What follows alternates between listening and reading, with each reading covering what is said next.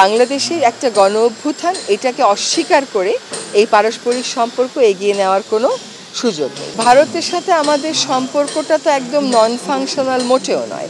যদি non functional হতো তাহলে ভারতের পররাষ্ট্র সচিব তো বাংলাদেশে আসতেন না।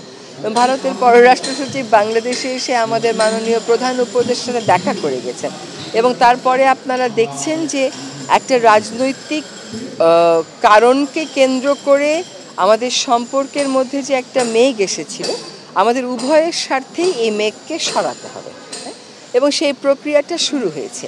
এখন সব কিছুরই যদি আমি তাড়াতাড়ি সমাধান চাই, আপনি যদি বায়ু দূষণের কারণে এখন আমাকে কাঠগড়ায় দাঁড় করিয়ে দেন, এটা কতটা উচিত হবে জানি না, তবে আমাকে দায়িত্ব নিতে হবে। দায় কতটুকুন দেব সেটা আপনাদেরকে চিন্তা করতে হবে। 53 বছরের বায়ু দূষণ যদি আমাকে বলেন 4 মাসে সব ফিক্স করে দেন, আমাকে বলে দিতে হবে যে একটু এটা দিয়েও বলে সাহায্য করেন যে আপা এই কাজগুলো করলে এটা হয়ে যাবে, বা বিশ্বে ওরকম এই কাজগুলো করে 4 মাসে বায়ু দূষণ নিয়ন্ত্রণ করা যেতে যায় না।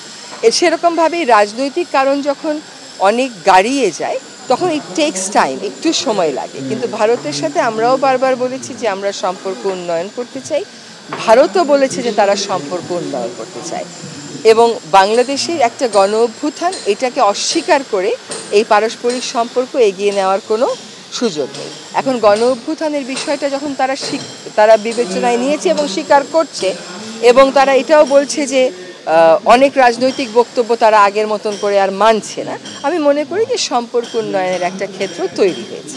শুধুমাত্র ঢাকা শহরেই মেয়াদ উত্তীর্ণ বাস চলে হচ্ছে 14,500 এবং তারা কিন্তু খালি খালি চলে না, তারা যাত্রী নিয়ে চলে।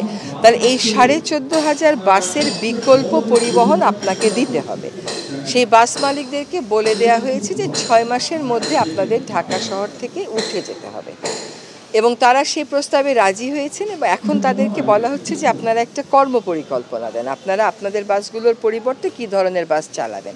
এখন তাদের কর্মপরিকল্পনা হচ্ছে যে বাসগুলো নতুন করে রং করে দেবে, তাহলে তার কোনো লাভ হচ্ছে না। হ্যাঁ, আপনি দেখেন আপনি নিজেই কয়টা কাজের কথা বললেন, শুধুমাত্র হচ্ছে বায়ু দূষণের একটা ফ্র্যাকশন আপনি টাচ করলেন, আর বাকি কতগুলো কাজ রয়ে গেছে। আচ্ছা, তারপরে হচ্ছে সরকারের সকল সংস্থা যারা ইট ব্যবহার করে, পোড়ানো ইট, এটার সিদ্ধান্ত হয়েছে 2025 সালের পরে পোড়ানো ইট আর তারা ব্যবহার করবে না। এইটুকুন সময় আপনাকে দিতে হবে।